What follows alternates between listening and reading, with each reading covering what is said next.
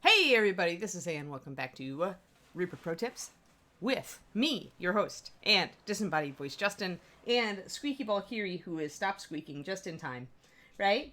You've stopped squeaking. Do you want to squeak? Nope. But Justin, just so you know, Kiri emergency is entirely possible today. Since she had a really bad day yesterday, and then this morning she just was like, she didn't do her full thing. Let's just say that. So, oh no. We could have tail sign at some point, and if so, we will run in circles, scream and shout, and go on pause. But yes, good morning, everybody. And David is in the other room doing meetings and work things. Let me see here, Kiri dog. Do you want some AC? It's getting a little stuffy in here. Up. Nope. AC says, nope, it's cool enough. You're going to have to suffer. Okay? Anyway, hi guys. So it's going to be Figurehead today. I decided, because I told you guys we would, and then we ended up doing an extra day of Gemstone Dragon. But, now that we've gotten... oh, hey, Kendalo. Thank you for the resub. 9 months. Wow, awesome. You're helping us get toward our next AMA. Yeah. Work is just the worst. It's true. It's been a morning already. And, I have to go to the DMV later, fun. So we'll see how long that takes. That could be hours-long ordeal. But I don't know. I don't know. They kind of let you check online the estimated wait time, which is kind of nice. So I can kind of eyeball it after lunch and see if it's favorable or unfavorable. Alrighty, let's see here. What are we doing? We're doing a light green, aren't we? I don't think that leaf bud is what I'm looking for here. I think I'm going to have to mix something because I don't have pale green. But I do have, I have alchemical green. That's close. That's from Pathfinder. Thank you, Stephanie, for the resub. Fantastic. I am glad you are in love with the weather painted wood texturing. Yeah, well, let's get up there. Yeah, that sort of thing.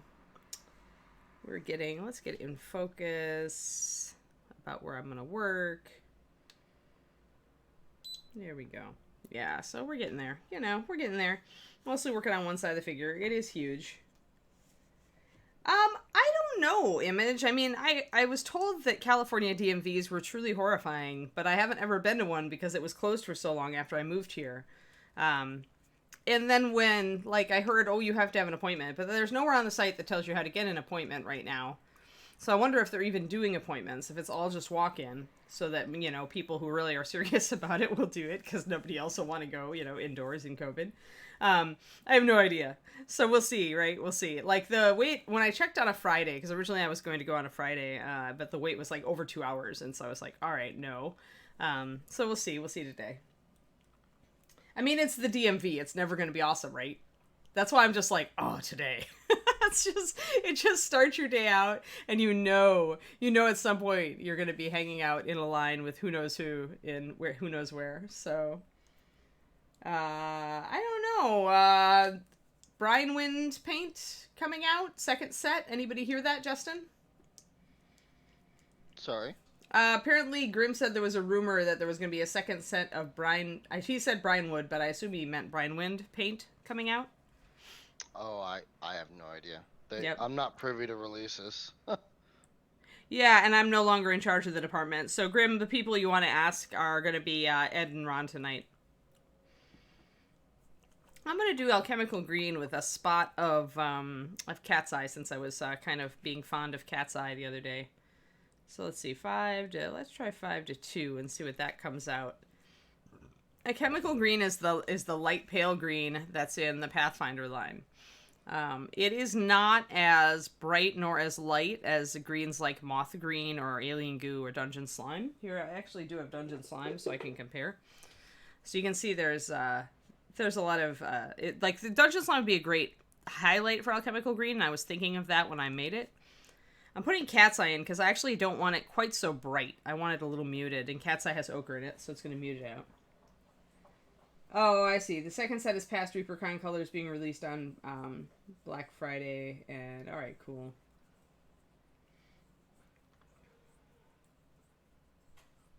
Oh, Beamish, thanks for that resub. Yay! Yeah, I need to get the California license. I need to be an actual California Ann. So, and I need to ask them about what I need to do to get my license plates once I'm there, because I couldn't. The info on the website confuses me sometimes. So I just need to get a list of what I need and what to do, and can I do it all online and all that. And sometimes you just want to talk to a real person to get those questions answered. All right, I like this green, actually. So I did about 4 or 5 drops of the alchemical with some cat's eye added in, and it turned into a very pretty, this is about exactly the green it is. It turned into a very pretty light green. So we're going to try to go with that. It might be... Normally, it might be a little bit too bright to go with this dark green, which I started with the Ancient Oak and Naga. But will mix in a little bit of driftwood, because that's what we've been doing to get our stuff to work a little better. Hold on, I gotta grab my desert sand, because that's what we were using, remember, for driftwood highlights. And my driftwood brown is around here somewhere. I just need to find it. That's stained ivory. That's not the right brown at all. Driftwood, is that you? That's you, yay! Driftwood brown. Excellent. Yeah, I want to be able to vote, so that's why. And technically you can vote in California without a driver's license, but then I'd have to jump through all the identity hoops, and I just don't want to, so I should get the driver's license, so I'm gonna go get it. I mean, my Texas one doesn't expire for years, but...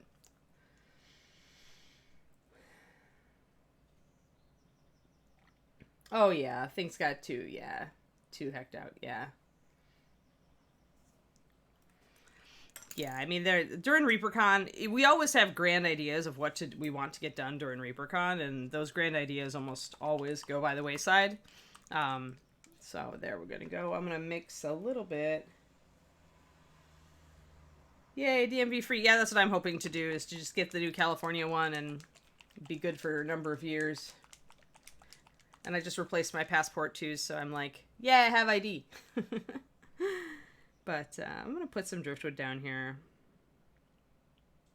And then I'm going to put a drop of it into the green and see what I like. I don't want to mute the green too much, but the pink and the dark green that I've got going on are very muted, so let's see what I can do here. Yeah, that mutes it out just a tad. Just a little. We'll work with that. I'm using all these weird colors lately. See, this is why I normally, you guys make fun of me sometimes for always reaching for walnut brown or black and brown or, the things I always reach for. But part of the reason I do that, besides the fact that they're just great mixing colors or great paints, is that I then remember all of my formulas really easily because I always reach for this, certain set of colors. So when I'm doing things like with the Medusa green on the dragon and the, cat's eye and alchemical green on this model, that's when I get in danger of forgetting what color I actually use to paint things.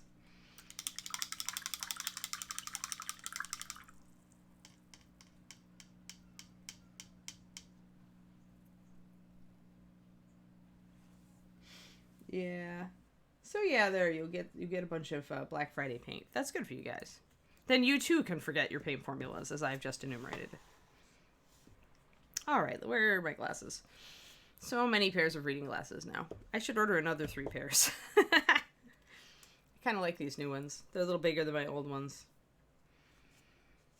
Alrighty, and we'll have our desert sand out because we want to have our weathering color.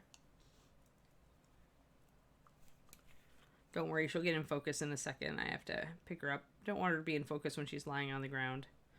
So about 4 drops of our desert sand is our high weathering color. I think I put a little bit of driftwood in there last time, so I'm going to pop some driftwood in there. And then let's drop 1, 2, 3 drops of water in there. And we'll see how that works out. Yeah, that's a good start. Driftwood and desert sand being our wood colors. Being good wood colors. Well, yeah, I could do that, Shadow Raven, but since I'm lazy, I'm more likely to just look at the color and go, it's close enough. I mean, I did match paint colors for a living, right? So it's not like I can't just grab any yellow green and any other green and get something close enough. I can. It just might take some mixing, right?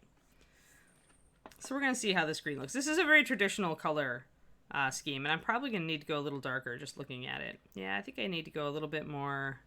Well, no, it's the right kind of green, but I think I need a little bit more... I want cat's eye. Where are you, cat's eye? Yeah, so it's very bright and light. But they often did this, like doing a dark green dress with a light green sash or top was pretty common. I found a specific figurehead that did that, so there is always the chance that I decide, no, I want to go more yellow with this. Originally, I was kind of on the line between a pale green and a yellow, but I'm making up for not painting anything green for a very long time by painting everything green today. And then this week, there's lots of green going on in my palettes lately. It's because I've neglected it for a while. I really do enjoy painting green. Greens are some of the most friendly colors to learn layering with.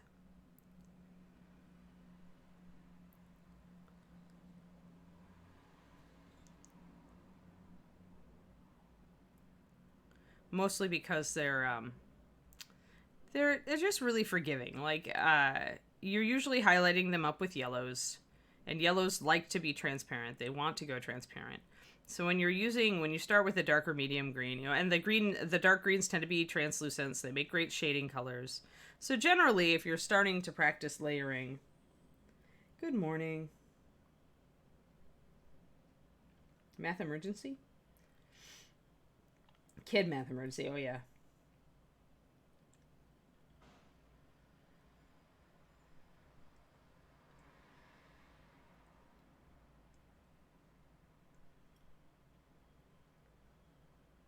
Yeah, since I'm getting new plates, I cannot just order online and get the renewal online. If I already was a California resident, I'd have no problem during COVID. Then you could do it all online, but they're pretty good about that here. But because I'm new, I had to wait. And now that they're open, I have no more excuses, and I must just force myself to waste the hours, which still annoys me because it's the end of the month and it's the worst possible time, but I really need to get it done. The end of the month is always tight because I need to do a lot of Patreon stuff, and that I'm also working hard on commissions right now, so trying to be a very good Anne this week. But sometimes even the best laid plans of mice and Annes go astray. You just do your best. I need to get closer. There we go. Yeah, somebody mentioned math that wasn't Mathophile, so poof! We get a Mathophile. We don't get a David yet, but then David is gone into the programmer realm and is not a pure mathematician anymore.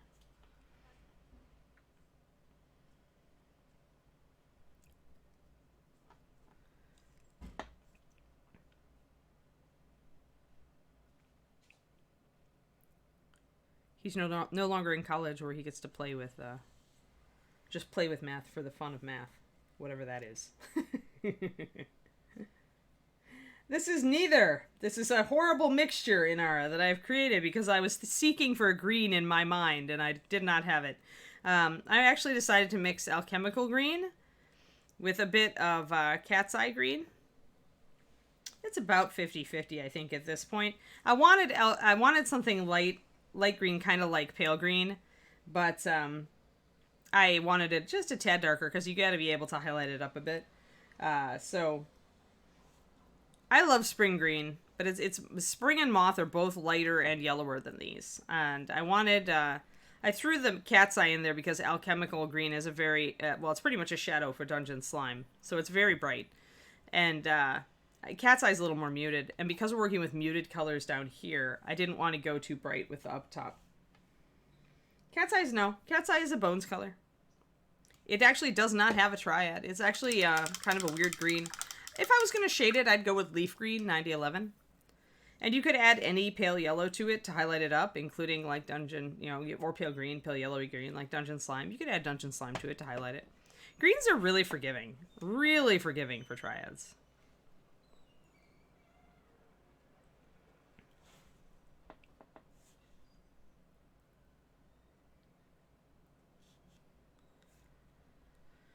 I should probably do my layering class and glazing class at ReaperCon with greens instead of medium to light blues. I actually do use Surf Aqua for a highlight in that class. But greens are very, generally, it's pretty easy to get smooth blending with greens, all things considered. They tend to like you a lot. Doing the whole wrap around here, and then we're going to go up top. Oh, we've got a little bit of a connector point there that didn't get cleaned.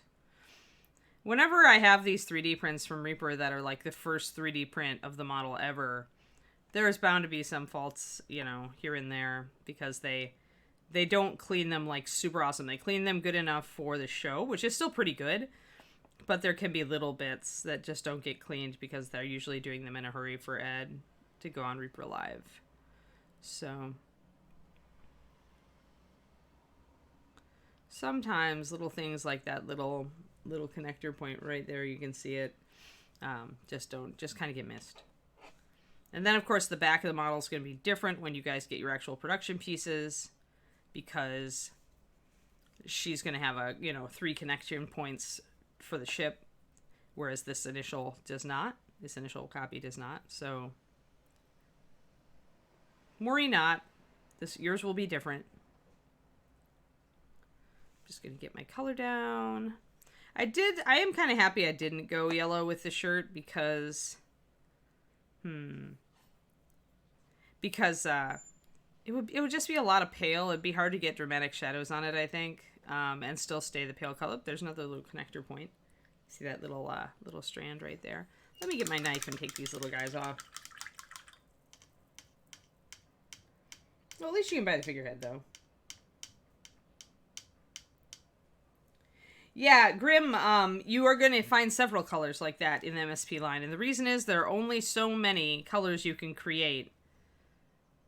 When you've got 500 colors already on the market, what you're doing at best is splitting hairs at that point. And so you're going to see a lot of colors that are either very muted, like some of Sadie's Brownwind colors, that we just didn't do colors that were that muted because people tend to like bright colors. Or you're going to see colors that are like a lot like another color. Maybe it varies a little bit in coverage, or it varies a little bit in lightness or darkness or vibrancy. You know, and who knows what that new color, even though it's very similar to another color, maybe, you know, you like it a little better. But copper verdigris, actually mint green and copper verdigris are quite different pigmentally. And this is the weird thing, is you can get a very similar color by using 2 different pigment routes, and the resulting colors will end up very different. So mint green is pretty much a pure phthalo green and white color. It has 2 pigments in it. That's it. Whereas verdigris is a more complex formula and uses blues and greens to try to nail that copper verdigris color. So, and I think it mutes it out a little bit too. There's something in it that mutes it out just a tad. I was being very persnickety. When I'm trying to like copy something from life, I'm always very persnickety about color. And so you will find that although they are close, they are different, and they probably are going to act slightly differently when thinned and applied, because they're made using different types of pigments. There we go.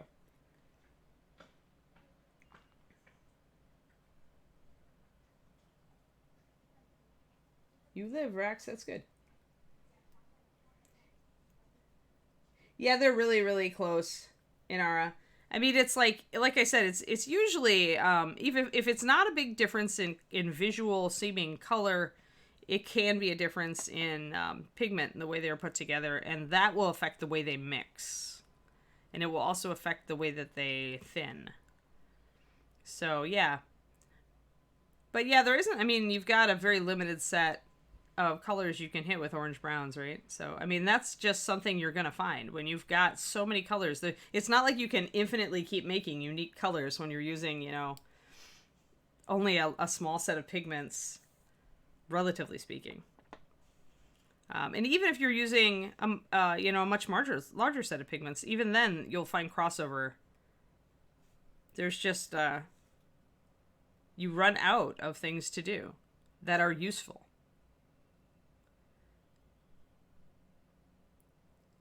And that was a big, that was hard for me when I worked at Reaper too, because I think I'm going to make her little bands different, contrasting color, maybe purple or the red again.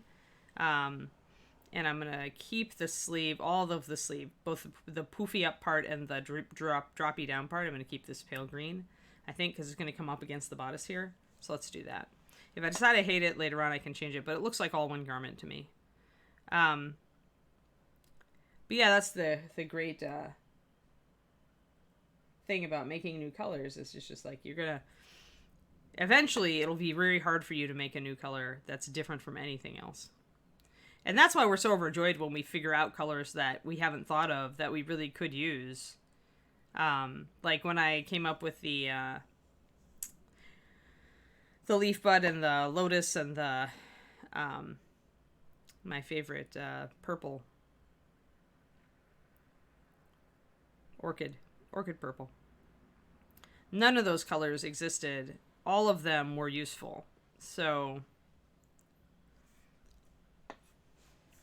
it's nice when you can do that, when you flash onto something. And usually for me, the way that I would come up with that stuff is I'd be going to an art gallery, or I'd be, you know, I'd encounter something in nature that made me want to do a particular color scheme, and then I'd find that maybe we didn't have a good base color for that, you know, and so that's how Anne comes up with new colors. Sadie probably has a different method. You know, she may come up with colors from fashion or colors from makeup or colors from whatever, you know, because she's got a different background than me. And that's the value of, you know, switching things up. I may make the facings yellow. I don't know. Haven't decided.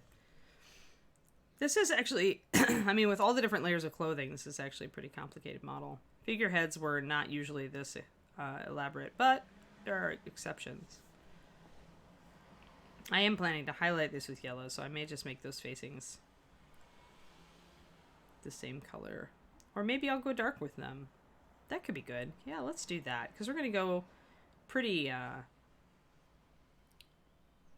mid-tone with her skin. So having a dark there would be good. And I'll do the inside of the sleeves, too, in Ancient Oak.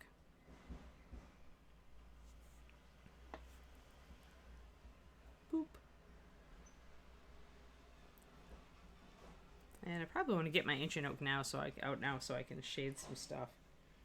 Yeah, pretty much, Val. I mean, we could tell when the... Oh, I forgot another connection point. I missed another one. There's all these little struts. Strut. Strut. Not like the 80s song, either. Great song.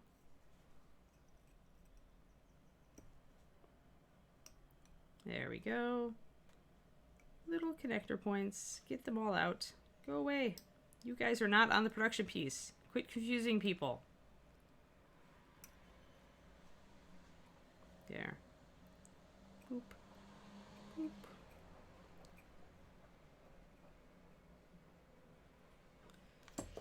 Okay, that works for now.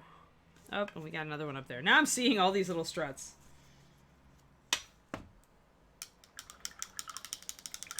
Liquid Nebula, I've always said that my least favorite color to make is peacock green. It's just, for me, it was always the hardest color to hit. Because it is loaded with pigment, and the more pigment you load into a color, the less you can change it by adding more. So to push that thing to the point where it would match was always a trial. People love it because they love the color, and it's very highly pigmented. But it is a pain, at least for me always, it was a pain to match. I think every mixer has their like color that they hate matching, though. Sadie's were different than mine. She had a way with peacock green, but there were other colors that she fought with.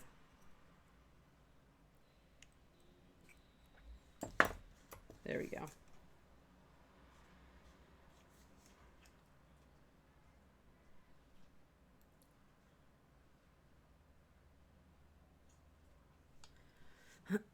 Are you guys talking about what colors are going to be out for Halloween this year?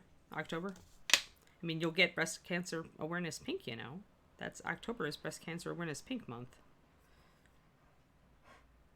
But in addition to that, in the ghoulie bags, I'm not certain what Sadie picked this year. Sometimes we do a new color, but more often we do some of the scary colors we've done in the past. Again, because it's hard to come up with something new.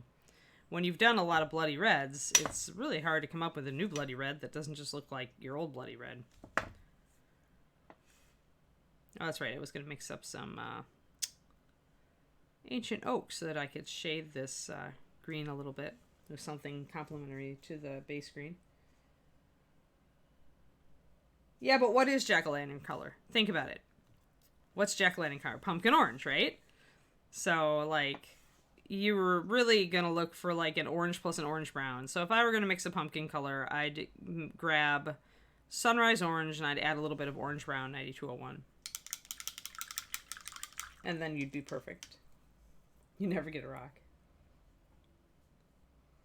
See, Scrying Eye, you're the only one I've seen complain about it. We get people so excited about BCA pink at Reaper. Like people who write to us and people who are just asking us how can they get a bottle. But what color is that? Like rotten pumpkin, what is it? You know, it's like you can come up with a color name that sounds awesome, but then you have to see two things in color design. One, what color is rotten pumpkin? Like really, what color is it? And two, is it at all a useful color that anybody will like? You know, so that's the thing. So you can spin off cool color names till the cows come home, guys, but you gotta have a color that is useful for something or it won't sell. It'll just sit there in a bin looking sad.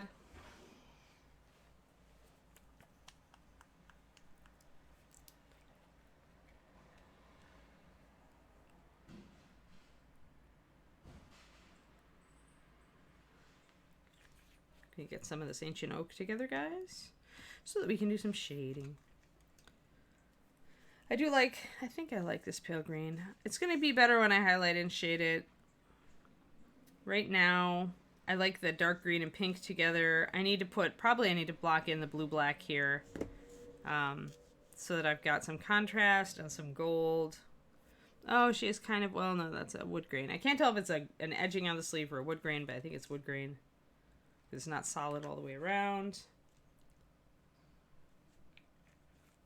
But is it Music's Touch? Like, is it really? Like, if I look up rotten pumpkin online, is it going to be that or is it going to be growing mold? You know? And then if you're going to go, you know, with a very brown orange, well, that's 9201. So how do you make it different from that? You know, do you see my problem? Do you see, like, how challenging it can be?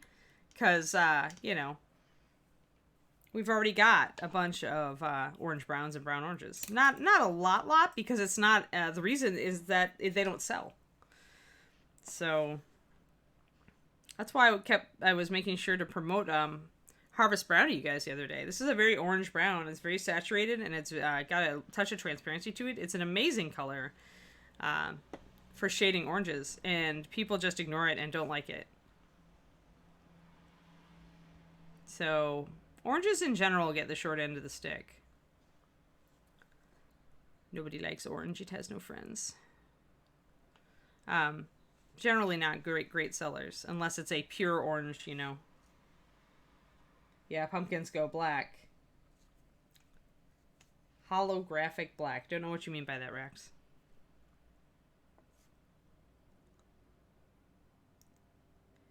When you mix black and orange, you get greenish colors because of all the yellow in the orange. Unless your orange has a lot of the oxide pigments in it, then it'll go more brown instead of greenish. Just blocking in some ancient oak here under the arm. I want a shadow. And if I put my shadows in line with this color down here, everything will go together better. Using a pretty big brush to blend. You're the exception then, Shadow Raven. You should talk up the brown. Talk up the Harvest Brown, because if Ed ever takes it into his mind to trim down the line, you know, cancellations could be back. So, if you like a color, promote it. Tell people. And tell them why you like it. Like, that's more important than anything. Saying you like something, great. Telling people exactly why you like it and how it can be useful to them, golden.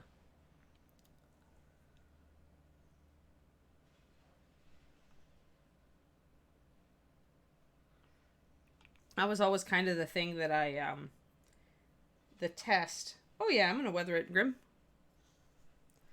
Yep. That's why I kind of took it a little bit darker and why I'm going to put some nice shading in, because it's got to have enough differentiation.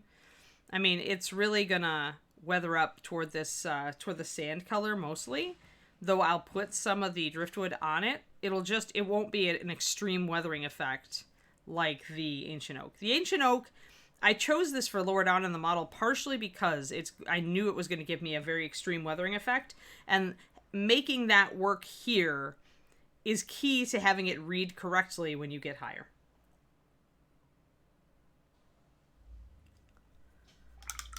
So you know that with paler colors, it's going to be harder to sell this effect because it's not going to be as apparent. So that's why you put your darker color down lower where most of the weathering is going to happen. But yeah, this entire figure, up to the face and the top of the head, it's all going to be weathered. Figurehead's got a lot of spray. A lot of sun, a lot of spray and salt and water and everything, and a lot of percussive, like wave beating against them.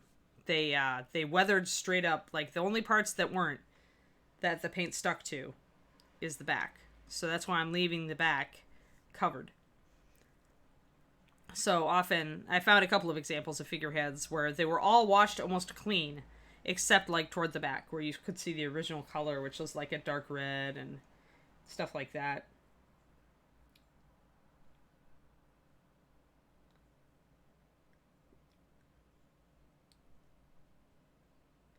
Color shift additives. Doesn't work very well, Scrying Eye. Actually, in experimenting with color shift flakes, the problem is that the minute you add any pigment at all, you lose the color shift. It like really goes down fast. Like you would not believe it. Like to get color shift flakes work really well, you have to add almost no pigment to them. So the problem with making a color shift additive is the minute you add it to a paint, an average Reaper colors have a crap ton of pigment in them. They've got to be, to be vibrant and to do what they, chemically what they need to do and to stay in solution and to be the, awesome color. And so then you essentially, you add in, you'd have to add in so much of the color shift additive, you wouldn't have the color anymore. Like that's how it works. That's how those flakes work. I did experiments with them, and that's partially that I couldn't find a flake that I liked that was fine enough, and partially that the effect just wouldn't be good. Like, in order to do these stuff, always assume that we've tried some of this stuff, right? Always assume that we're working on it. And if it hasn't happened, it could be just time and effort and money, but it could also be just that we weren't able to make it work. Like Sadie was talking about the glow-in-the-dark paint. And, and Reaper just felt they couldn't get the quality effect that they wanted.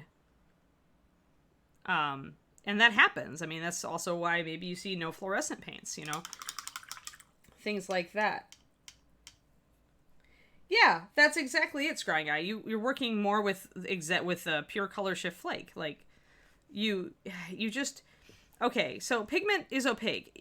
And so, because it's opaque, that means it covers. And when I say cover, it means it blocks light. And when you're dealing with a color shift paint, you want light, lots of light. So you don't want anything that blocks light. But all pigment will block light to some extent because it's a solid. It's a particulate. And so, does that make sense to you?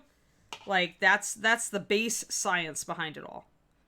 That's why you usually don't add a lot of pigment to metallics either. But metallics, you can get away with a bit because as long as it's slightly shiny, as long as you can keep some of the shine, it's still going to read okay. You don't need a metallic to be super bright shiny, right?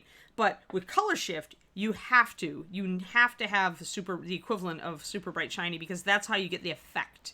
So the specific shifting effect will not operate if you block the light too much. Just won't. There comes a point. Oh, for a pumpkin highlight, I'd probably go with a pale orange. I'd probably actually add some NMM Gold highlight to pumpkin. But you can go up with very vibrant yellows and it looks great. I mean, it's all like, ask yourself what style of model you're painting. If it's more of a cartoony Halloween piece, then go with yellow. Go with the bright, right? Because it's just a happy color. But if it's more of a, serious horror piece, then I would mute it.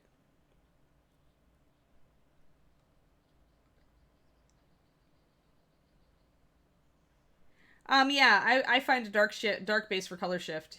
I mean, they usually, as they say down below, they usually recommend a gloss black, but I, with my own experimentations with the Turbo Dork stuff, have found that that's not necessary at all.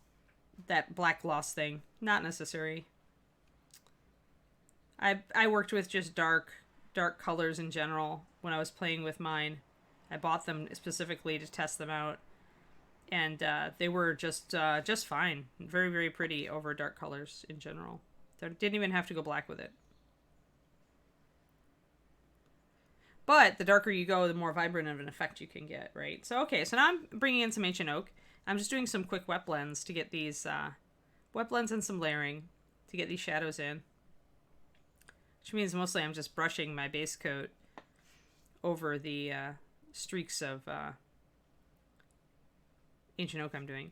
And using this color is going to tie these things together so they don't look like they belong apart, right? It's going to give them something in common. It's very subtle, and there's only bits of it, but it still is going to give something in common between these greens, which is nice. So you got some nice shadows painted in there. Yeah, well, that's just it, right, Daffod? It depends on what you're looking for. And if you want a subtle shimmer, yeah, you can use it over anything, white even. The lighter the color you use it over, the more subtle the effect is going to be. But that's just like, that's the way the paint is set up to work, just like with metallics. You can use metallics over pale colors, but they tend to go streaky unless you airbrush them, and they look a lot paler, and they're more shimmery, and they're not really a convincing metal effect at that point.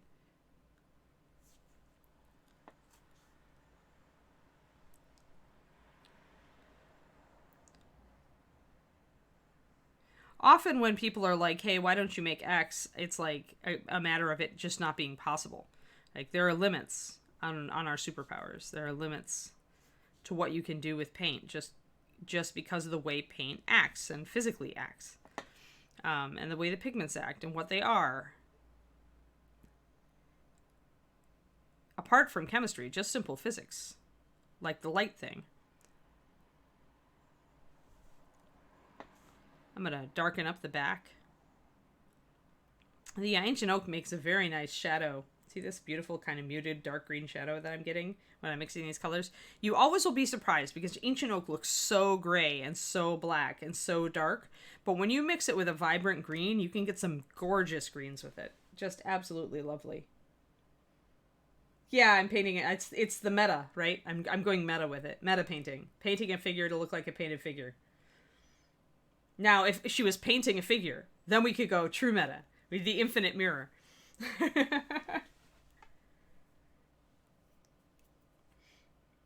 Oh, all right. Is that all right? Answer questions. Oh, thank you.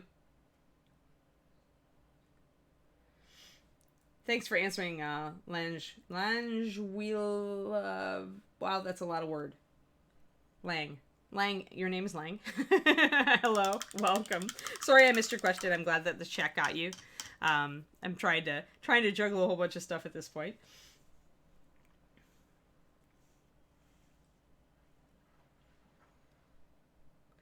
Yeah, I don't know. I haven't, like, I've tried out the Green Stuff World color shift. I almost like the Turbo Dork as much or a little bit better, but I mean, I haven't, like, really worked with either. I didn't own the Green World stuff, the Green Stuff World ones. My ex had them and I tested them out a bit. They had good colors. The Turbo Dark stuff I liked the consistency of. But when it comes down to it, it's not like there are a ton of companies in the world making color shift flakes. So you're pretty much dealing with the only difference. And this is just like I was talking about, for those of you on my Patreon, when I talk on my latest PDF, my black and white PDF, about really the pigment's all the same. It's all titanium white for white, right? It's almost all lamp black for black. And so the only difference then between a different company, white or black, is the base that it's in, any additives they add, and the pigment load. And that's the case with color shift. It's all going to be the same flake. It's, you know, the points where it's going to vary are the base that it's in, so how latexy or you know, shiny and transparent it is, And the amount of flake or pigment added, although obviously, as I just discussed, adding a lot of pigment is out of the question. So there's very little variance there. And any additives they add. Most paint companies don't really add additives to their paint. So a lot of color shift, frankly, is going to be exactly the same. Like, really, they're going to end up being very similar to each other. So it probably doesn't matter what brand you buy. The base is probably the biggest difference. And there's probably not a lot of difference between the various bases. Val, they're just, I mean, Black 2.0 and 3.0 are super silly to me. All they did was create a perfectly matte black. Like, that's it. It's just a black where they have perfectly balanced the matting agent to be dead matte. That's it. I mean, I've tried it. I worked with it. It's like, oh yeah, this is dead matte. And it's a novelty paint. You're buying a novelty paint that you're not going to want to actually use on anything. Like, because its selling point, right, is the special effect. You put it on a model and that part of the model just disappears, right? It looks like it doesn't exist. And that's because no light is being reflected. Which is great and all, but if you put that on a model, it looks wrong in person. So that's my opinion. Novelty paints that somebody like capitalized on and made a lot of money with. That's what they are. It's a nice enough black, I mean, but what would you use it on? Like, this is always, for me as a paint line designer, what would you use it on is the first question to ask. And, you could, obviously, this guy made a lot of money and is making a lot of money off of his silly black paint. But I looked at it and put it on a test model and quickly realized exactly what it was and then went, oh yeah, I want to use this on anything. Well, why would you want a light blocker, though? Oh, you mean for, like, on windows and stuff? Yeah, it'd be great for that. Holy crap. Like, if you were trying to, like, paint it on cardboard to put up over your windows to block light or something like that, that's perfect. That's exactly what it would be great for. But on miniatures? No, not really. No scrying eye. I pretty much thinned it, painted it on, looked at exactly what it did, compared it to other blacks, came up with the conclusion, and went, all right, not useful on miniature painting in general. Unless you find some special effect. Now, if you were doing something clever with mirrors and holograms, then maybe you could do something cool with it. Like, but that's the same with any specialty color, right? There's always going to be that one diorama or that one figure or that one special effect piece that you're like, oh, I need this. This is going to be great for my diorama. So,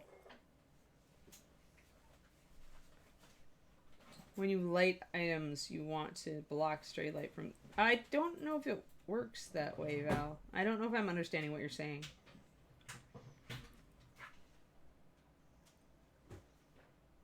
Oh, who asked about the camera?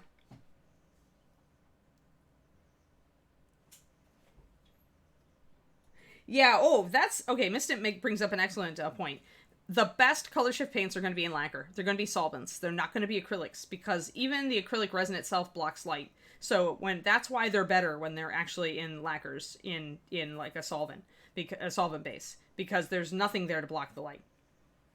Sephiroco, no, but it is the IPEVO VZX, VZ/X. But even then, Brozard, it's going to be very odd. It's a very odd paint. Like, it's like when you inadvertently use paints of different finishes on a miniature. Like, you're using Master Series, and then maybe you switch to, like, Vallejo, and suddenly the Vallejo looks super glossy, even though it's not, but it looks that way because the Reaper is eggshell and not even satin. It's... Like I said, if you want a special effect that involves a dead matte black, then that weird black is your choice. But it's also really bloody expensive, and you gotta ask yourself, is it even worth that? I personally feel it's a novelty that somebody got lucky with. It has very little application in what we do. I can see, if you guys remember Nick Daniels, who used to be at ReaperCon, and he did that Ghost Dragon hologram entry one year. That sort of thing, I can see that being great on, because essentially he's using mirrors to bounce light and create a holographic ghostly form behind his miniatures. So if you're using like a dead matte black for some of the area back there, you could completely keep reflections from ruining your holographic effect. And that's where I think Like, that sort of thing is where that black would be really useful.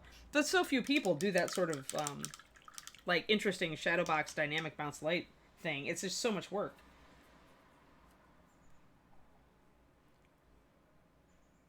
But, I mean, not really, Candelo. I mean, it just looks weird. The thing is that usually when you're using paint, you want your paint to be the same finish. We had some problems troubleshooting that at first with Master Series when we first created it. We had to really dial in for each base the amount of flattener that would give the paint, each paint, the same matteness, because what we found is that people really, really hated it when there was a difference, because it looks wrong. It just looks bad on the miniature.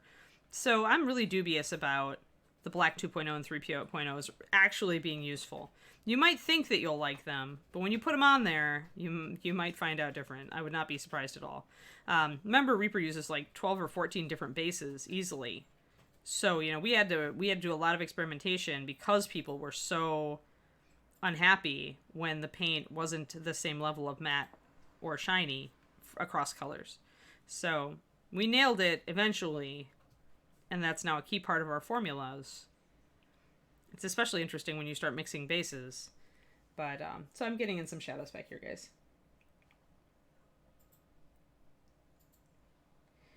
Well, maybe Mistant, but I find that just regular walnut or pure black work fine for that. I don't need to buy a super expensive black.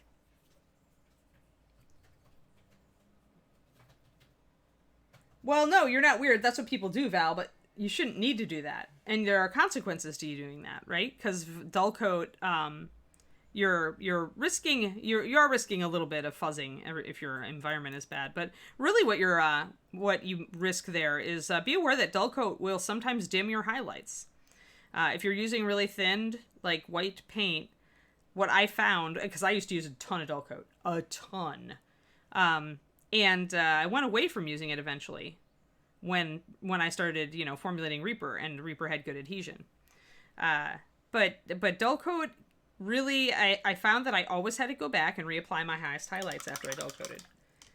It always just kind of took them down a peg. And in the end, I just decided I didn't want that anymore. So if I dull coated, I was going to just be aware of that. If you find that you don't have as bright highlights as you thought you did and you've been dull coating, be aware. But yeah, I mean, ideally, Val, you shouldn't need to do that. You shouldn't need to dull coat to make all your highlights and all your paints be the same glossiness level. I mean, that's just not ideal. I would be more likely to just add some brush in some anti-shine additive to the glossier paints. Like, that's what I tend to do. Because I don't want to seal. I do not anymore, Grim. Never. Flat out, keep in mind that I'm not doing gaming pieces. If I do game pieces, I would probably use the brush-on sealer, because I find that it's a little more flexible. And if I'm sending a model to Jim, like if I'm doing a commission piece for anybody, that's going to be sealed. But I'm going to use brush-on sealer. I'm not going to use spray. I never have a problem with brush-on sealer dimming my highlights. But those are the only, like, otherwise for display quality stuff, I just don't think it's necessary with Master Series. Blocking in more of the shadow. Getting nice, see that nice area of shadow, it looks really natural. Can't lose all of the light green. Ancient Oak, to bring it in line with this, I want these greens to go together, and one is very muted, and the other one has some saturation. So I'll hit up the saturation more when I start doing the wood grain on it. But right now I also want it to kind of have something in common with the Ancient Oak. So I'm mixing Ancient Oak into my base green for shadows. And I really love the soft green that I'm getting.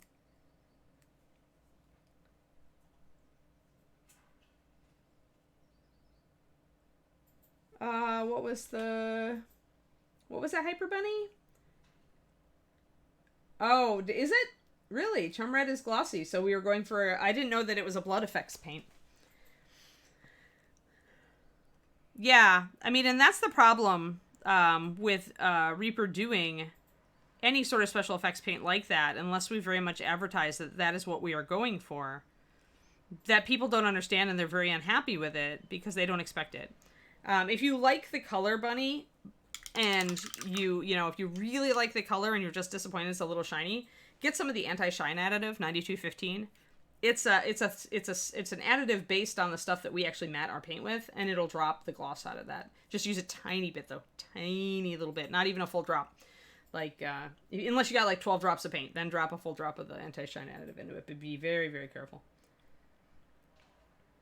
Yeah, I mean, brush-on sealers I tend to find are a bit more reliable and less likely to, well, they're not going to fuzz for one thing, and they're not going to take your highlights down. So, just adding a little bit more of this Ancient Oak over the back of some of this green to make my shadow color right here where the mast is going to come in.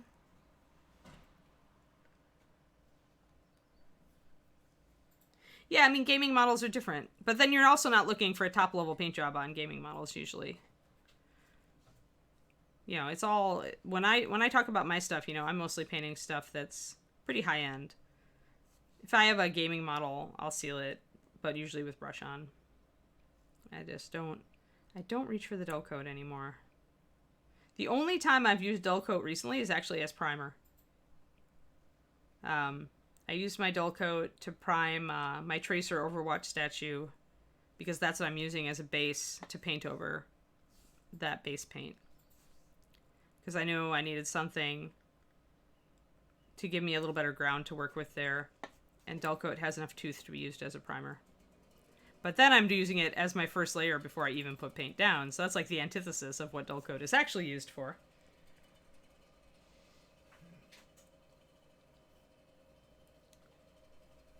Okay, good. Good zombie. And good bunny. I'm glad. Glad it worked. Sorry that you were surprised. Yeah, that's one of Sadie's new colors. I didn't know. They made that one after I was gone. No longer in charge. But I'm glad that it worked out for your project. Shiny colors can be good. I mean, I always talk about though that, you know, when you've gone shiny in one place, you need to go shiny in all of the logical places. You kind of choose at the beginning of the model, am I going to do fake effects or real effects? Real effects being true metallics, you know, using gloss on eyes or wet parts, you know, glossy red effects for blood. Those are like real effects. Like you're using a paint with the actual reflective quality of the thing that you're trying to mimic. Whereas faux effects, false effects, are NMM, you know, things like that. Painting on textures, painting on, especially, you know, shiny textures. Creating a false shine with the way that you're highlighting something instead of... We got some wood grain going on there. Hey, thanks for the little cheer, Rax.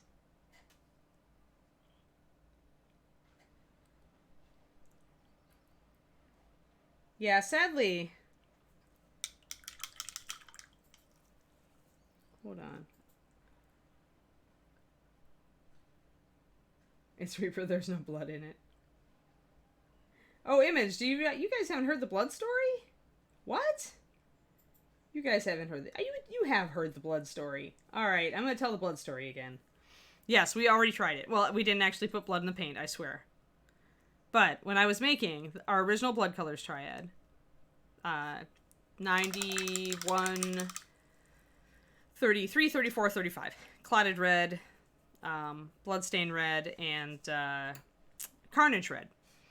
I did not know. I really needed help with what color blood was, and I didn't want a compromising Google search to totally throw off all of my Google data from, you know, and give me bad things that I didn't want to look at. So I asked my favorite macabre friend, Jennifer Haley, who truly has that morbid turn of mind, what color blood was. This was at an artist conference or a ReaperCon, I can't remember. But, so Jen whipped out a needle and promptly stabbed herself for me, and smeared the blood on a piece of plastic card and presented it to me. And so then I just watched how the blood dried. I noted the color that it was when it was fresh. She also blotted herself on a paper towel, so, you know, that helped also. And then Derek Schubert was obliging enough. Later in the weekend, he really sliced himself pretty deep. So he got arterial blood, and he thoughtfully caught some arterial blood for me, and kept the paper towel for me. So So I also got to look at arterial blood and capillary blood. I got both. And that is what the blood colors triad was based on, and that's why those reds are brownish. So there you go. That is a real story, using actual blood reference from actual top-level miniature painters so that we got the right blood effects. Just saying. This is the level of dedication. Slash creepiness that Anne likes to have in her paint. So yeah. So there you go, guys. That's the blood story. So if you hear anybody say that that Reaper has tried putting blood in paints and it didn't work, that's a little bit of an exaggeration. It's not quite how it happened, but that story grows with the telling. So I'm setting the record straight. Jennifer Haley blood and Derek Schubert blood. Two of the best bloods as far as mini painters go.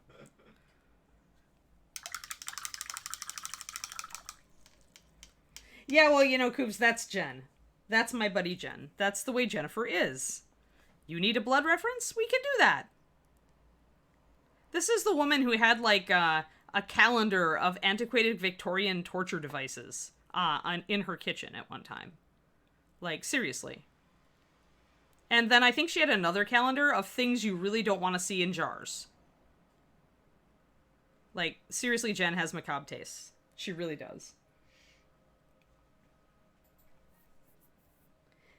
Yeah, Jennifer pretty much wins. I don't care who you've got up against her for macabre. If you have Jennifer have a hold my beer moment and ask her to do something in line with that, she'll blow your socks off. Hey Jennifer, there's a competition for the most macabre miniature diorama. Yeah, I want to see that one because Jennifer will destroy everyone else. I don't care. So Sadie, how far are you willing to go to get that paint right? No. Poor Sadie. She doesn't know all the creepy things that used to happen when we were all just mad scientists trying to figure out how to make awesome paint. That's pretty much what we are, Whoever's in charge of the mixing department gets to play mad scientist. And how mad you get depends on how crazy you are. Sadie has her own particular brand of crazy, though, so I'm certain she'll surpass me at some point. All right, so I didn't like that blend. So I kind of have this reading now how I want it, where it's dark, definitely darker. My blending could be better. It's pretty choppy, but I mostly just want that shadow back there. I still want a little bit of highlight here and there, but I want that shadow,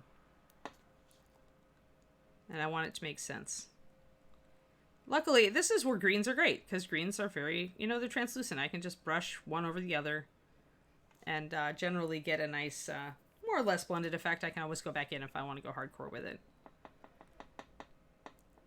But greens are very forgiving. Highly recommend greens if you're starting out in layering.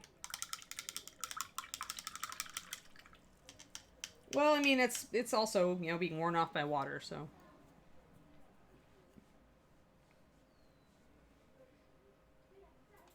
Yeah, Grim, Jim Ludwig suggested I do that a lot. I do that for my Patreon or for Twitch. The problem now is that Jen is back in Texas and I am in San Francisco. Though I did think about, once COVID is over, flying her out and having her do a show with me.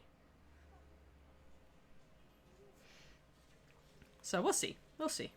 It'd be cool. I mean, it'd be just like the old Dark Sword DVD. Jen and I have a pretty good rapport when it comes to painting. Hello, Kiri. Please tell me you're not activating. Can you settle down? David's even in here. You don't have any of your pack out of the room. Everybody is here. Please settle down, little dog. You can go say hi to David if you want. There you go. Get some scruffles. See, he's here. You don't have to worry about him. You can just settle down again. I'm just trying to get a little bit more blend underneath here. I work back and forth. I mean, being really organic and kind of laid back on this.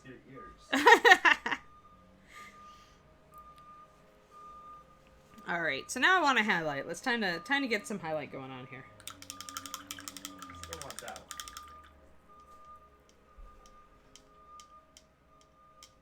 Are you thirsty? Sadly, in Texas, we're not really permitted to have a cellar. Well, we've got 20 more minutes. I think Kiri can settle for 20 more minutes without getting a drink.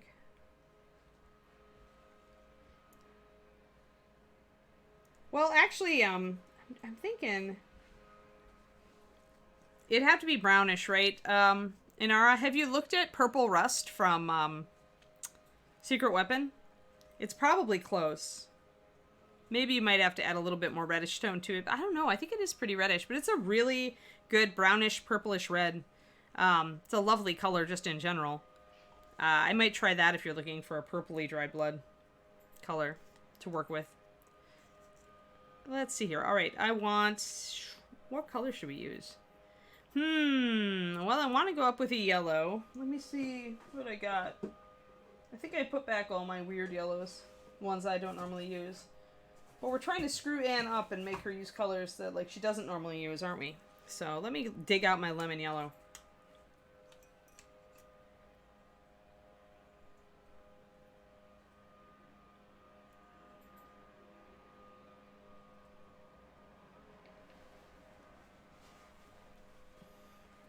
Well, except that Jen's not set up to stream, Grim.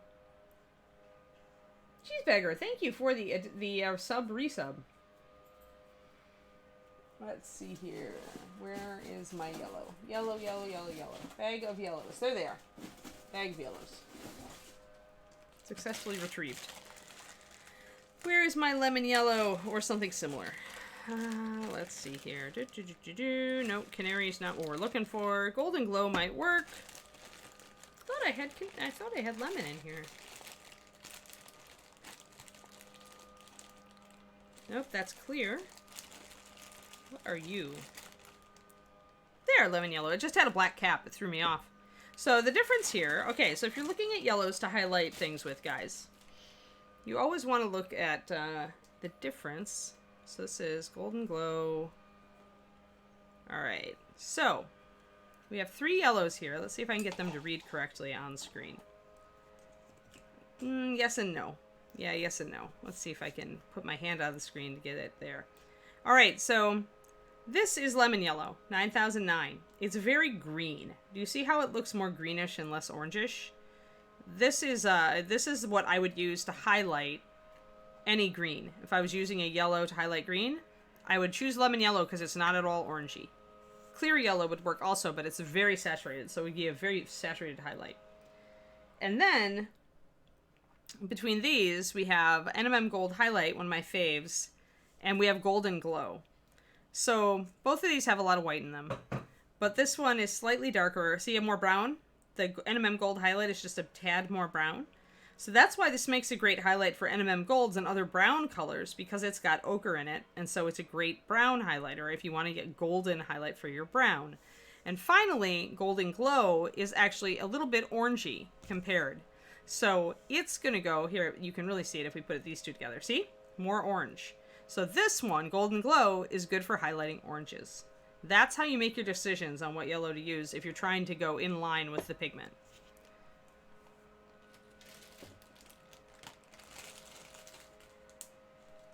You've all been talking about basements and tornadoes, and you haven't been paying attention. I'm not going to repeat. So we're going to use lemon yellow. Actually, an underrated yellow, I believe. Very underrated. Probably should have put it in Forster's favorites, and then everybody would have been like, what? It's essentially the greenish version of Golden Glow, with a little bit more pigment in it. Right, exactly. You've got it in our... It's like, yes, you can have a basement in Texas, but you have to really reinforce it. Because, I mean, foundations slip and crack all the time. So I'm going to put some of the green into my lemon yellow and make a pretty, like, kind of pale greenish color. It's kind of like Dungeon Slime, but it's not as green. It's more like chartreuse. I made a chartreuse. Here. That's what we're missing. We're missing a true chartreuse. We need a chartreuse. We need a neon yellow with white in it and a little more green. Did Twitch chat just reset or hiccup? I got another welcome to the chat room. Your eyes and ears aren't connected. All right, that's good. Getting my glasses back on so that we can get some of that chartreuse put on here. I do like chartreuse. I will admit it. I know this will make me a pariah, but it's true. And I'm going to have to start also weathering. So, but first I want to get just a little bit of highlight. Like normal highlight. Then we'll work on the weathering.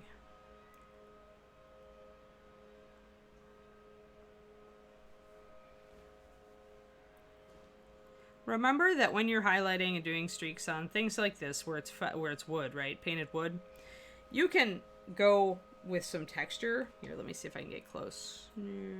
If you look, you can see the little lines that I'm doing here as I painted my highlights. You can absolutely get away with that on a model like this because you're essentially just keep your little dash lines in line with the wood grain. So you don't have to blend perfectly on this model at all.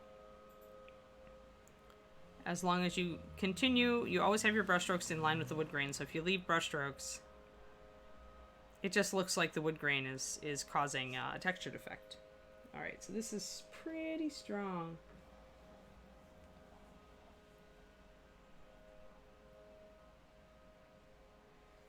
What do you mean, Val? I just recommended like 3 different yellows for 3 different things. Which is exactly what it should be. There is no universal yellow. Not in paint. You've always got orangey yellows, greenish yellows, or brownish yellows. Those are your choices per the pigments that are available. Chartreuse is fun to say.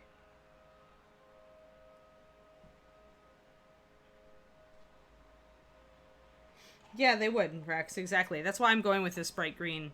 Because dark green itself was a common color to use. And so was the red. That faded to pink on most models very, very quickly, since reds were often pretty fugitive. You have to remember the time period. So I'm just going to bring in some of this nice highlight color to get us a little bit more three-dimensional. And then we're going to start our weathering.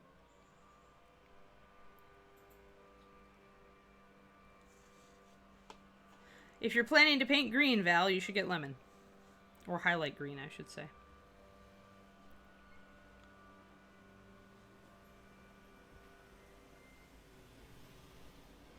Could have made this a little stronger. But it's, if I wanted to have more texture, I could have done it. Oh, I have Kiri tail sign. I'm going to rush her out. Justin, take over. Be right back, guys. But I can't paint.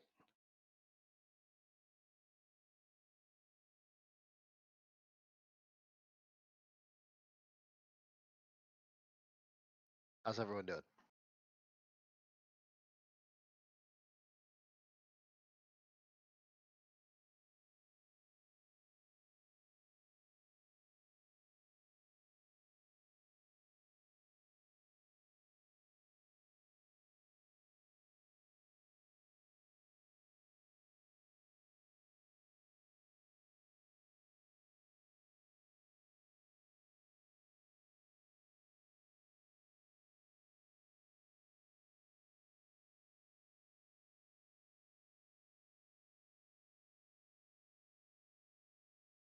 It is a heavy day for Reaper shows, so that is you guys better settle in because we got painting platinum at 3, and then we have Reaper Live tonight at 6. So you know what, Crowley, I've heard that enough that I might actually get some sort of book to read to you guys, just to try to put you to sleep, so that whoever's streaming at that moment can just wake you back up.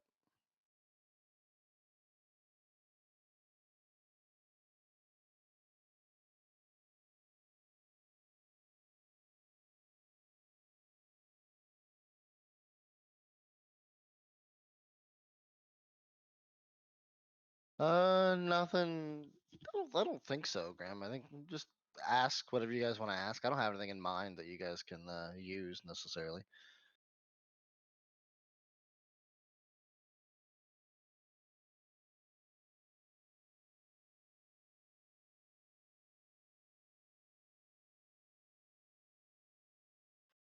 The studio. So I've been kind of locked, not locked, but like at home most of this week. Other than I was at the studio most of last week, but I was basically at home most of this week because my I think I had talked about this. My my fiance she got a fever on Monday, and they were taking precautions with not having me go in and be exposed. But and today is really, since we're still doing most stuff remotely. Today is still kind of a home day anyway, since I think we're in the clear. But starting tomorrow morning, I will be up at the shop, and we actually have our sound padding. We have to put on the wall, so I'm excited to do that because we'll be, in theory, we'll be soundproofing the studio tomorrow. Well, more or less. And then the next step is to get some sets designed, and we should be in studio pretty quick. Pretty quick.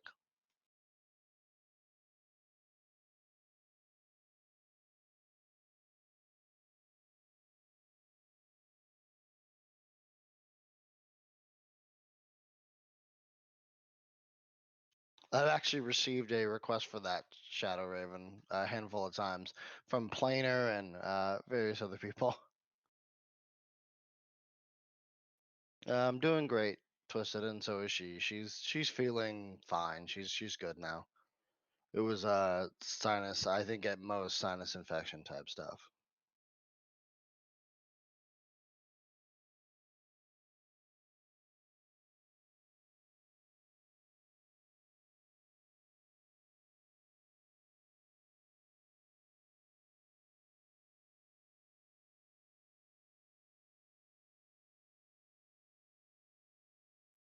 So we're not going to hear all the side convos. What do you mean, Image? Did I miss something?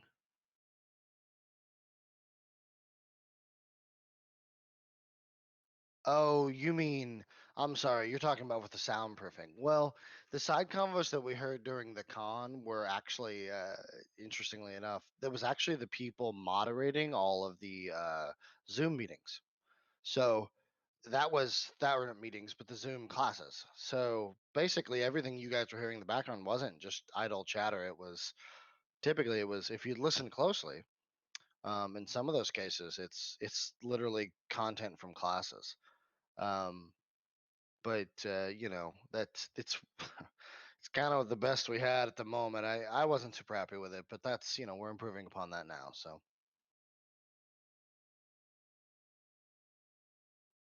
yeah, misstep. That's what I mean. It'll be both soundproofing and baffling. It's both. It's going in on the inside. It's a they're these half inch to inch thick like rubber molding plates essentially that will do that. But we did also hear during the con, we heard some stuff on the outside, some bass tones that made it right through the wall, like with no issues, and we had to kind of find a solution that suited both of them.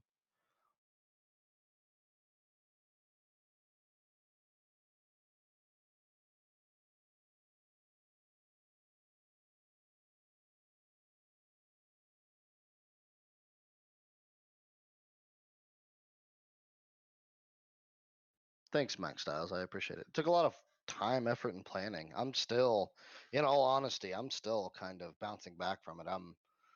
I'm trying to reorganize and reorient myself to to do different projects that we I know we have to do now, but I have to try to pull out of the it's always crunch time and it has to be done now, right? Even though sometimes the communicated message when we meet about this stuff is that it needs to be done yesterday, even though it doesn't, right? And at some point you have to like pump the brakes on the urgency, otherwise you'll just burn up, you know?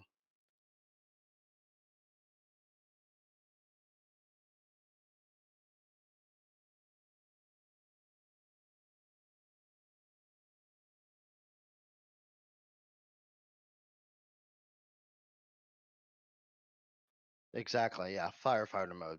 Yeah.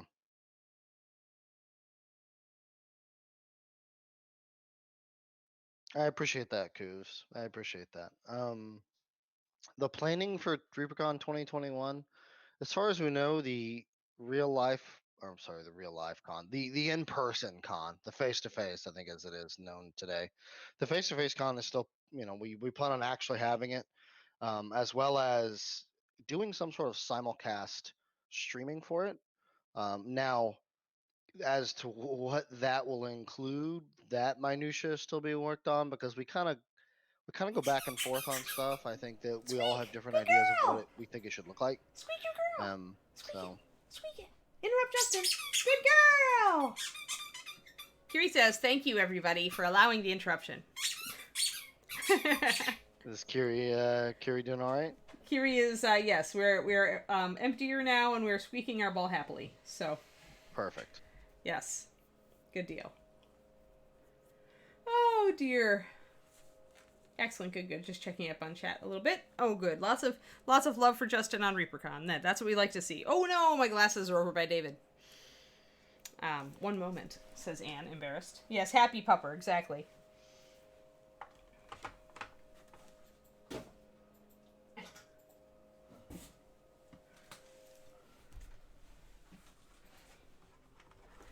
All right, doglet.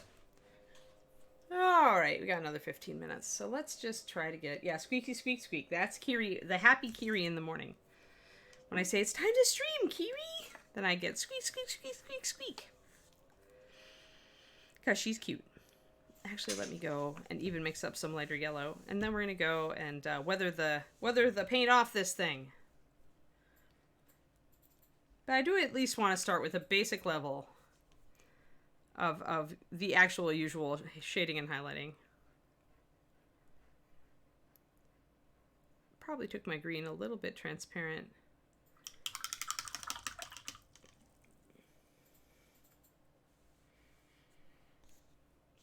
Kiri doesn't throw her balls. She taps them toward me every once in a while. She doesn't play soccer like Leo did. Leo used to like bring his ball, and then he would use his nose to shoot it at me across the floor. And I would have to stop it with my foot and shoot it back to him. And he would stop it with his paw or foot, and then he would shoot it back to me. And Leo would do and play that for like 12 or 20 times, you know. He would think it was awesome fun. Kiri only will do it once, when she really feels like it.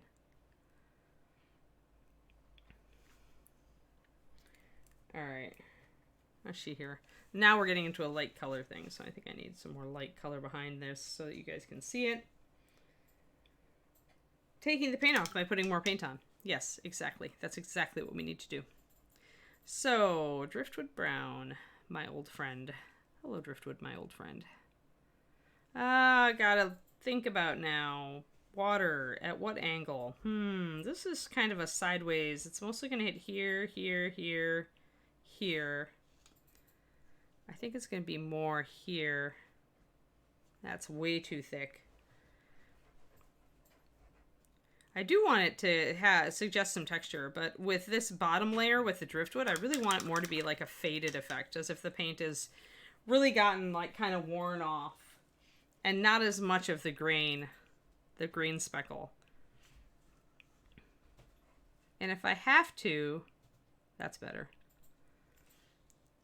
So I'm bringing in the brown. And if I have to, I can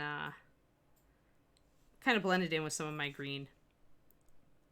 And again, if I'm leaving lines, I want to leave them in line with the wood grain. So you can see my streaks, so that it suggests the correct texture. And you want to kind of keep in mind where this is really going to get hit by seawater. Kind of in line with what we've done here. Undersides, upper sides or slanting sides are going to be more protected. We're kind of assuming, though, this is a figurehead that's pretty freshly painted, so she really doesn't have a lot of wear off yet. Relatively speaking, like, yeah, there are figureheads in museums that were just like bare, where there's just traces of paint. It's rare to find a figurehead that's in this like kind of state, because at this point it's still brightly enough painted to be on the ship, right? So they didn't really take them off or retire them until they looked pretty bad, because it was expensive to get them repainted. Let's see, I think that surface is going to get pretty punished, and so is this one. So this is a little harder to do this effect on because the green is so light. But if you assume that the wood is just a little darker, because I'm using the same color as I did down here. And here it's lighter than this green, but darker than this one. But again, this is something that's going to bring it more in line with, you know, bringing the same colors together on the piece. And I do want to keep a little bit more green up here probably because as we do go up farther on the figurehead, there will be less wear off a little bit, like up here. So we've got some convincing brown going on here now. Yeah, carousel horse can give you ideas, but not quite the same way sometimes, Grim. It depends on if the horse has been left out in the weather. But the other thing is that, I mean, I believe they did often use oils on carousel horses in early days, but I'm not certain. Later on, I'm pretty sure that they switched. So it depends on the age of the horse as well. And of course, you're not getting the constant water punishment on a carousel horse that you are on a figurehead. All right, so we got kind of like coming up there. Got a lot of browns coming in. I am a little bit wishing that I could get a little bit more, show a little bit darker here for you guys. I think it's going to be hard to see anyway, though, because it's just not... Let's see what I can do. Yeah. There you go. So it is pretty subtle at this point.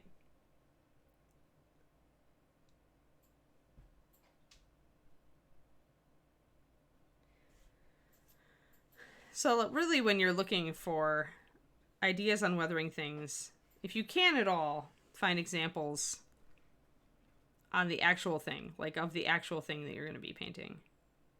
Like, if you're going to be painting a gypsy wagon, look for pictures of gypsy wagons that are like old or weathered. You know, that's if you're looking for cracked paint. That'll show you kind of how it looks. If you're doing like the side of a barn in a diorama, look at pictures of old barns. You know, you gotta kind of just keep all that stuff in mind. All right, let's try some of this desert sand here. I think I may need to thin this a little bit too. The desert sand was kind of in the middle of the driftwood. I'm going to use it on the edges here. It's a little harder to do this technique on this area than it was on this area or this area, because here we've got lots of big flat surfaces on the skirt, and everything is more bunched up here on the dress. So it's not going to give us as much room to work with our various highlight layers and our wood grain. So we may just want to paint the brown over one of these surfaces pretty strongly.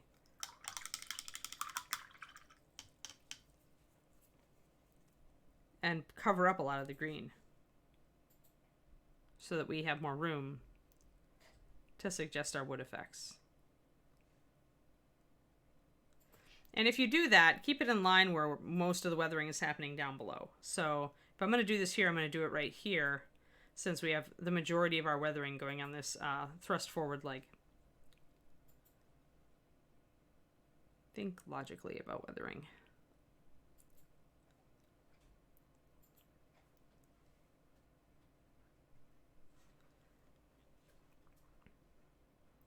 So I'm going to cover up a lot of my green. I can afford to cover up more of my green here because I still have it in other places and it's still here in traces. So, yeah, sun bleaching too. Yep.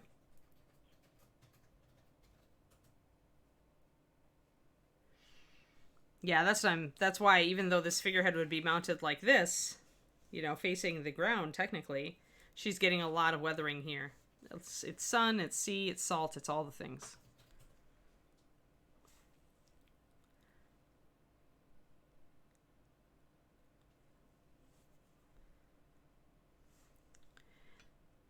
And I don't expect that my weathering will be quite as successful on this surface as it is down on this dark green. But we still need to do it. Still needs to be there to be consistent. And I probably will need to highlight this desert sand with some white to make it really read correctly, because this color is so light.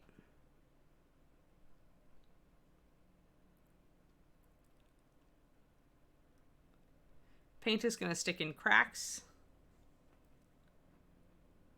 and on surfaces that are a little bit more perpendicular to the water, where the water can't hit it full force and the sun can't either.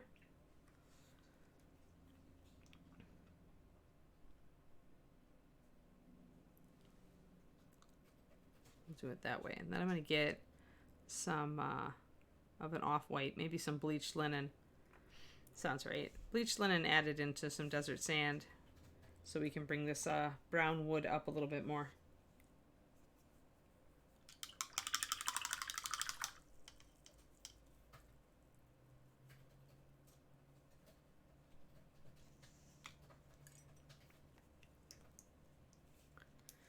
All I'm saying is that when you look at weathering things, just because two different things are wood, the weathering may not be the same.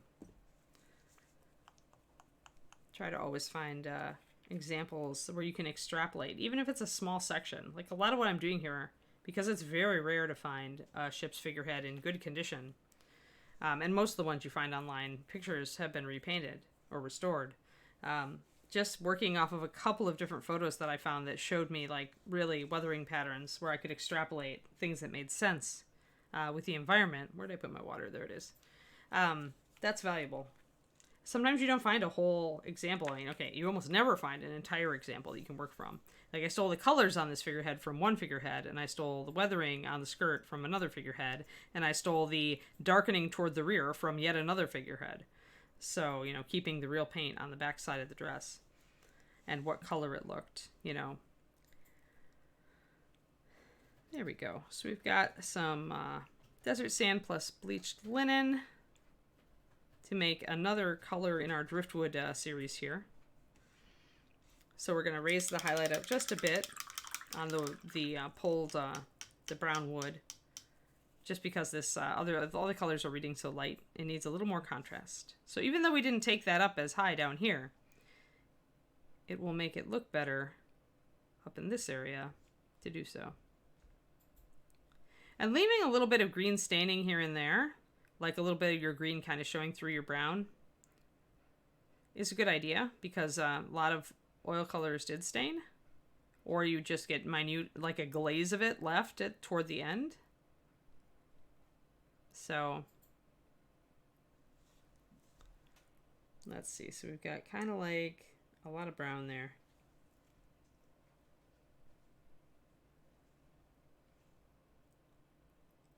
Yeah, wood fences go gray. I mean, my fence in Texas went gray for sure. Changes color as they go, and then it changes color when it's wet.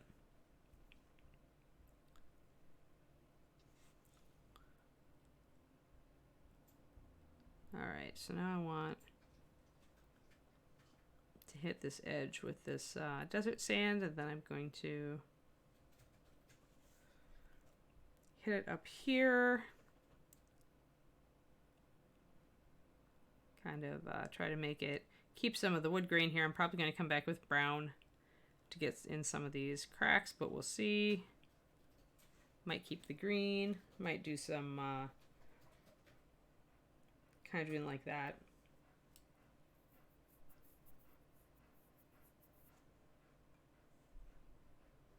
I disagree, Grim. I think gray is actually just as interesting as brown, more so. When you get that bleached out gray, it's actually got a whole bunch of different tones in it. It goes from silver gray to kind of darkish grayish purple. You can still get some lightish browns if parts of the wood are fresher than others, or, you know, have been protected by paint, but the paint peels off. Things like that. So I think that depending on what you're working on, gray wood can be very interesting indeed. And it still usually retains the grain as well, so I think it, I always thought that our fence was extremely attractive when it had weathered out, and very interesting. I took a lot of pictures of it to back up what I say. When I was doing the heartwood ancient bark and rotting wood triad. I was looking at a lot of my fence.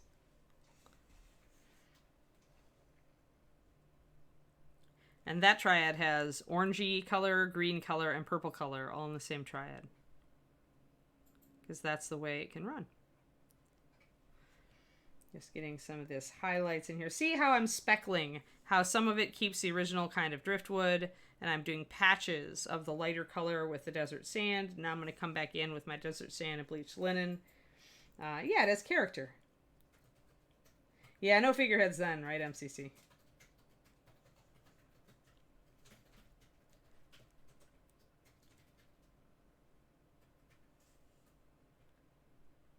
But yeah, I mean, I could see how you'd think that browns are more interesting, Grim, because, I mean, you get a lot more variance between you get muted and saturated, right? Every gray is going to be muted, though they can have specific colors in them that are different. But browns have a much wider range than gray, especially with wood. That said, I've always liked muted colors, so I've always liked gray as a color.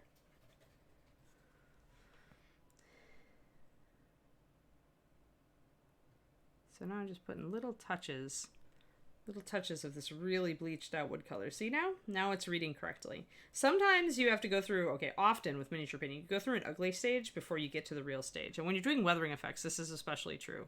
Often it doesn't look the way you want it to look until you get close to finished.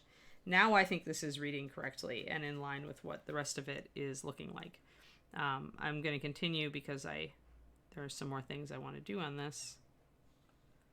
I definitely want to bring up some of these other places, and I want to make sure I've got that speckled kind of streaking look where the paint is really wearing off.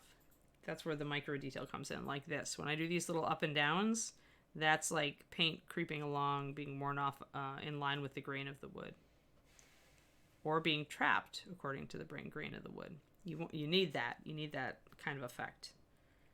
It's how it looks.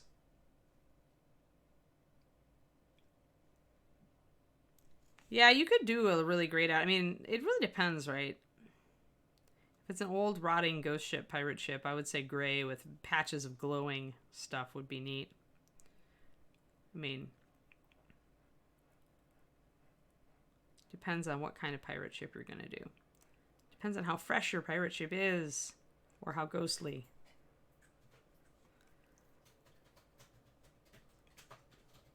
Yeah, see? Now we get it. But we needed that contrast. I needed to get it even lighter than I got it to go down here. And if I really want to do it, what I'll do is I'll go back. I'll finish this top part too, because I didn't really. The top part of the dark dress. So I'll bring my weathering up more up here, so that I can directly, visually, draw a correlation between these two surfaces and show that it's affecting both of them.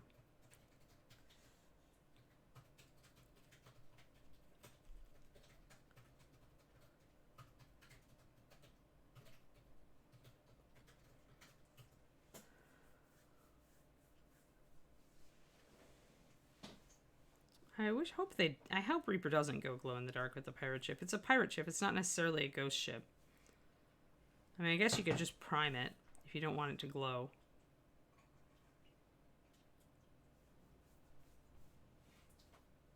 But still, that's just my personal opinion.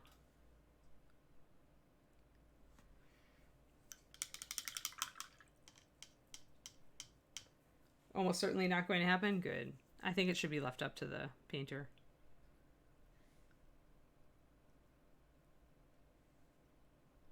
Plus, putting phosphorescent stuff in it would probably cost more. And we're already... That thing is going to cost a crap ton to produce.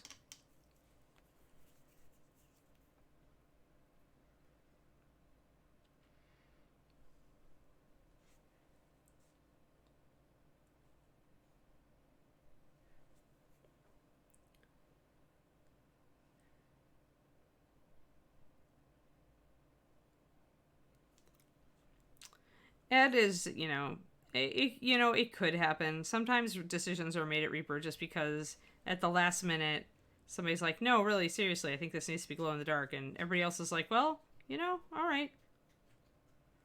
Sometimes it's just like that. So we'll see. But I hope they make it just regular, personally.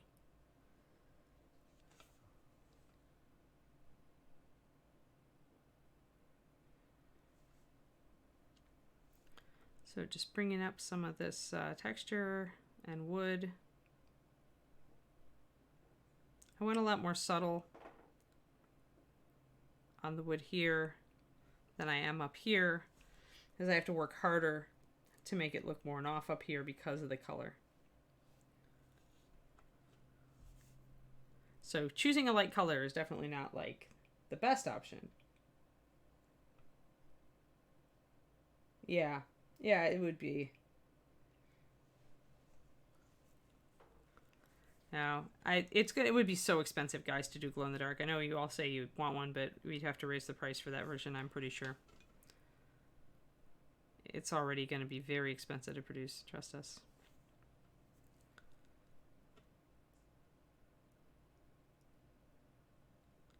I mean,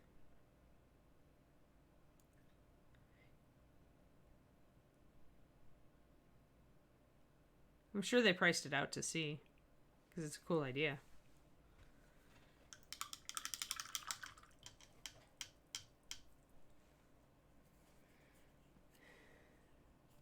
Too many seams and joints to make a clear ship look good? Probably Daffodware. Yeah, because you got to think about that too, quality, right?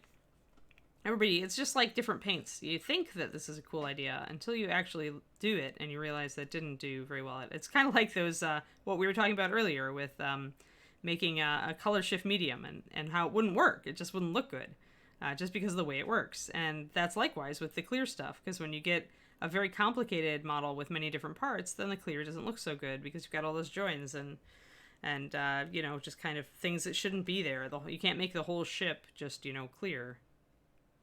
So I think that that's a very valid point.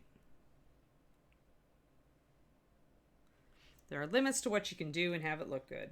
It's the bottom line. Yeah, it's just green, not glowy. I sourced a glow-in-the-dark flake before I left, and it's pretty cool, but it doesn't have coverage. And if you put too much pigment in it, it's just like color shift. You lose the glow effect. So I believe that's why they didn't make it an actual glow color in there.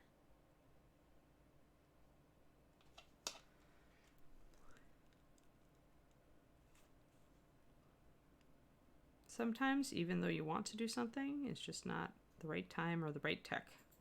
And then you have to hold off and wait.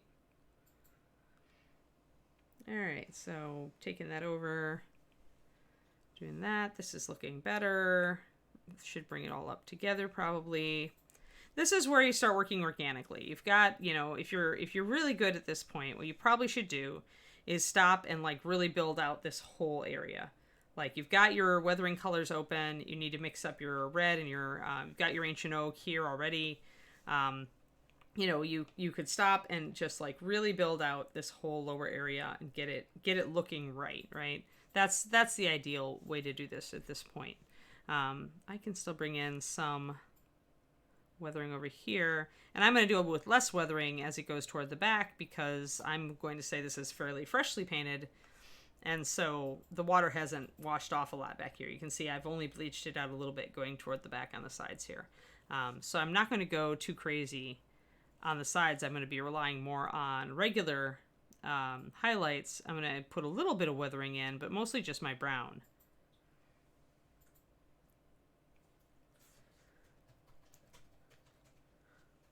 Mostly just my brown.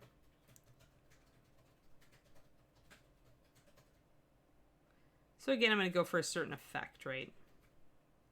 A certain idea of what's going on. And even if you're not copying nature, if you try an effect, try to just keep an eye on, well, how would this actually work? What would actually happen here? Do a little research, and then try to be just consistent in what you're doing.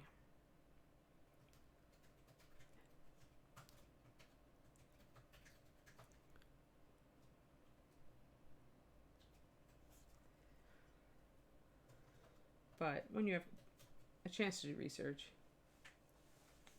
Don't have labeling to set apart effects paint. Yeah, see, that's the problem. Like, right, already, like, the Chum Red, right? We don't have the labeling to set it apart as glossy, right? And you've got to communicate with your consumers somehow. So Ed has a very valid point on that.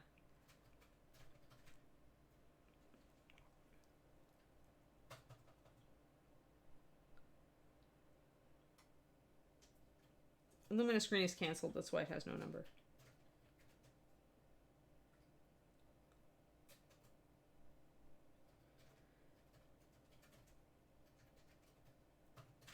The glow in the dark, I mean, I have a bottle of it. I have a prototype of it. It was a very good glow in the dark. But when you add a pigment to it, which you need to get coverage, you lost the glow in the dark. So it's like, you know, you can have this or you can have this, but you cannot have both.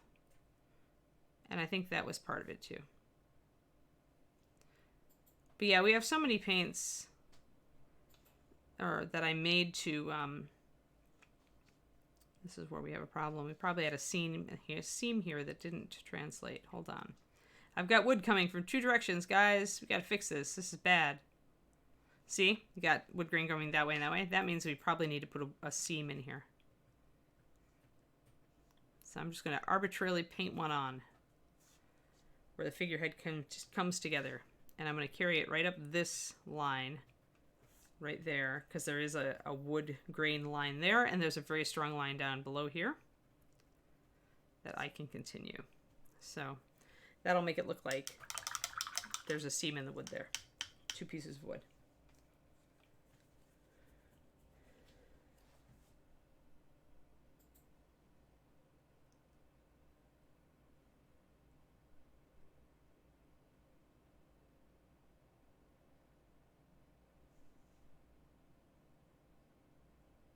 Right.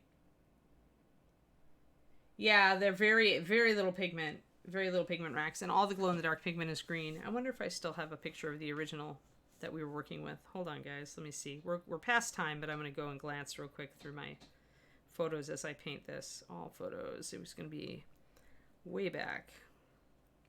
I think it was back when I was first talking to David. Oh, pretty dog pictures, but I'm not going to share all those with you. That would take forever. If we had a stream about pretty dog pictures, man, I could go on forever. When did we start talking, David? Dang. 2018, I think.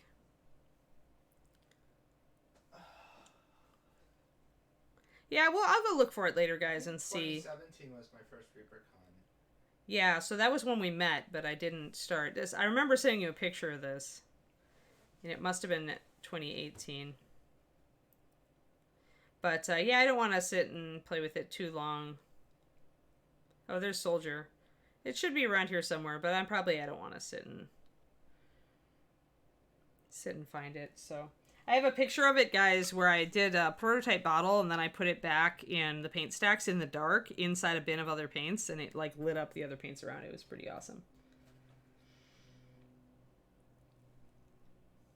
There we go. We'll get up here where you guys can see it. AMA and pretty dog pics. But yeah, I've got a lot of pictures from Shiloh dog shows. Yeah, I do need one on my Patreon, don't I? On my Discord, I need a pet pics section. You're right. Yeah. Alrighty, here. Let me see this. So now I need to totally hit that line. Make sure that it shows up.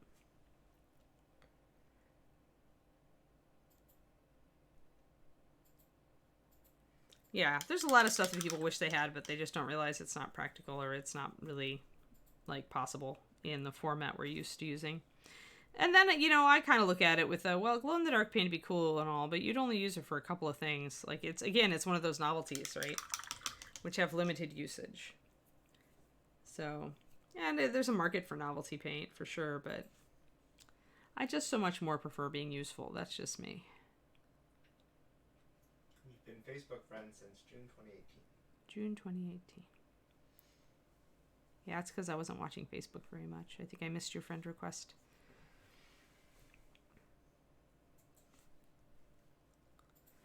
So it probably was the fall of 2018. I can look for that picture. Yeah, somewhat. I mean, there's new people getting into painting all the time, Scrying Eye, you know, or we wouldn't keep selling Learn to Paint kits. Like, I would agree with you, except that Learn to Paint Kit 1 still sells like crazy. If Learn to Paint Kit 1 ever stopped selling like crazy, then I would agree that we'd reach market saturation. But Learn to Paint Kit 1 is like still really sells like crazy, so.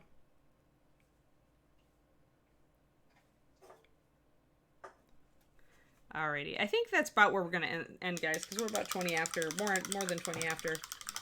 But we got some weathering. We picked out another color. I'm happy with the green. Let's zoom out so we can see the whole figure here. Pop my palette out of the frame. So we're gonna have a dark corset with some brass or bronze or gold clasps. So we're gonna bring in kind of and I'll probably highlight it with either purple or blue, depending on what I will feel like with the black. We're gonna have some brown and gold bronze on these guns. I said I might bring in the dark green again for the interior of this dress because I want the skin to show up well. I haven't decided on a hair color yet for her, and I probably won't until I get up there and see what color. I was originally thinking blonde, actually. But so far I like these colors. I do think maybe I do need to repeat the rose, so I'm thinking I'll do it up on her head. Up on her Now, if I went auburn with the hair, then it would fight with this. They're too close, in my opinion. And like I said, I kind of wanted to use the rose again up here.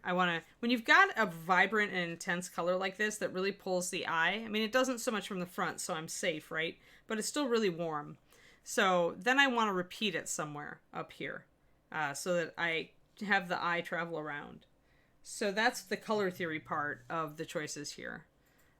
If I was going blue, black, then I could do red and have auburn hair. But then I wouldn't have wanted to go with this color down here because I would want that red hair not to clash with this. And I think it would tend to go very pale orangey too up there. I don't know that I want that. And I especially don't want it if I'm doing the do-rag and the kerchief and the pink and red. Yeah, I need another hour going into color theory. But yeah. All right, Miss Ann. Yep. Well, what do we have for a raid? I think we should raid Miniatures Den to return the favor from yesterday. Oh, yeah, that would be pretty cool. Hold on, I'm just fixing her chin. But yeah, let's do that. Let's go raid Luca. You guys ready to give Luca some love? What is his show starting, Justin? I'm going to start becoming the broken record like everybody else. When is his show starting? Yeah, when is Luca's show starting? It should be really is. So I've got like 5 or 6 projects right now that are determining their priorities kind of difficult, but his is at the top. Okay, good. Yay. So I assume within the next week or two. He might even be next Wednesday if you guys, keep an eye on it. It'll be the Wednesday 3 p.m. slot. So Right. That makes sense. All right, cool. I'm just keeping track. That is contingent upon when I have his branded. The problem is we have to brand the show, right? And we have to figure out where it fits in the Reaper show ecosystem, and that's kind of where I haven't had a whole lot of time to do yet. So. Right. All right, guys. It was great seeing y'all. Yeah, and I hope that I see you again tomorrow. I hope you have a great day. I'm off to set up lunch and take out a Kiri, and to the DMV I go. Wish me luck. Have a great one, guys. I'll see you tomorrow. Thank you guys very much. Tune in later for here in about an hour and a half for Painting Platinum. And then we have Reaper Live tonight. So thank you guys very much for coming out. And it's lovely as always seeing your faces. Keep being awesome and spread the Reaper love. See you guys later.